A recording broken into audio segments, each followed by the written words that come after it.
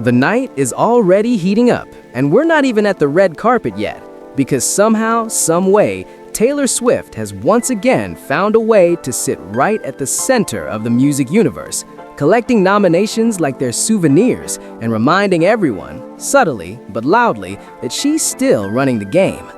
Before we even get into the chaos, drama, and star power of this year's show, go ahead and hit that subscribe button and turn on your notifications, because trust me, you don't want to miss what's coming next. Let's talk about the headline moment that's got everyone buzzing. Taylor Swift isn't just leading the 2026 iHeartRadio nominations, she's dominating them. 9 nominations. 9!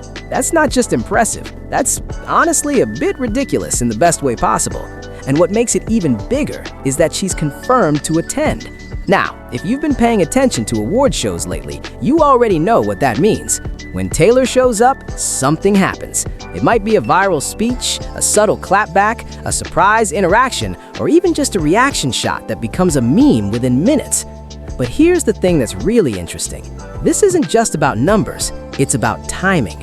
Taylor is in that rare phase of her career where she's both a legacy artist and still actively shaping the present.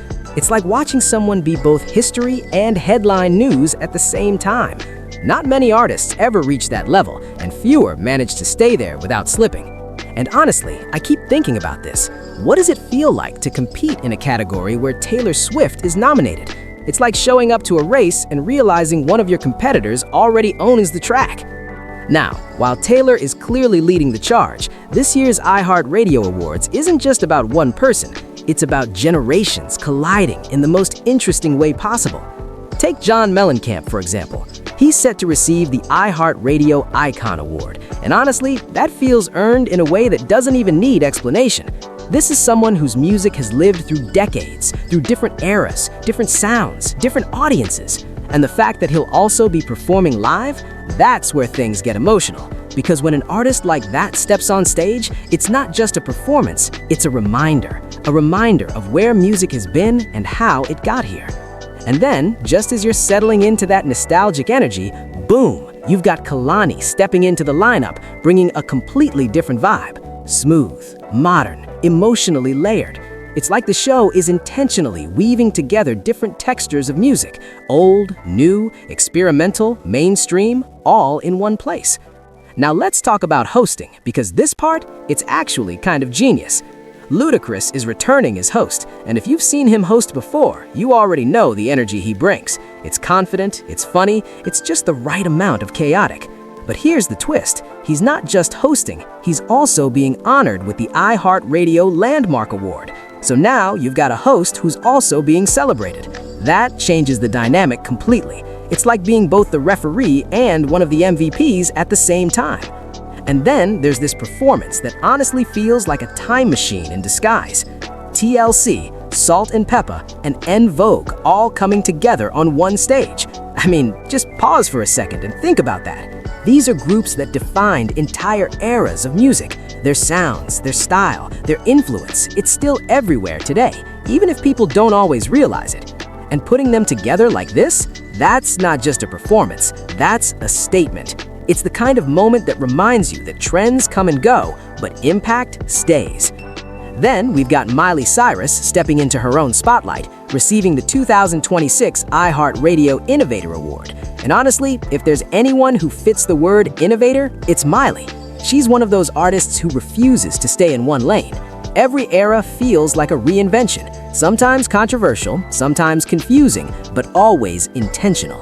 And maybe that's what innovation really looks like. Not playing it safe, not repeating what worked before, but constantly asking, what if I try something completely different? Then comes a name that represents the future. Alex Warren being honored as Breakthrough Artist of the Year. And there's something really fascinating about that title, Breakthrough. It suggests a moment, a shift, that point where someone goes from being known to being unavoidable. And seeing that happen in real time, especially on a stage like this, it kind of makes you wonder who the next big name will be after him. And just when you think the lineup couldn't get any fuller, more names keep appearing. Neo, Nicole Scherzinger, Weezer, and Nikki Glaser are all set to make appearances. It's like every corner of entertainment is being represented. Pop, R&B, rock, comedy, the whole spectrum. And then there's the setting. Los Angeles, March 26th, live on Fox. There's something about a live broadcast that changes everything. No edits, no second takes. Anything can happen, and usually something does. It's unpredictable in a way that feels almost addictive because you're not just watching an event, you're watching a moment unfold in real time. Now, stepping back for a second, what does all of this actually mean? It means Taylor Swift is still at the top, but she's not alone in shaping the moment. It means the music industry isn't just about what's new, it's about how the past and present keep colliding in unexpected ways. It means collaborations are becoming more meaningful, not just for hype, but for history. And maybe, most importantly, it shows how award shows like this still matter, not just as ceremonies, but as snapshots. Snapshots of where music is right now, who's leading it, who's changing it, and who's just getting started. Because when you look at this lineup, really look at it, you start to notice something deeper.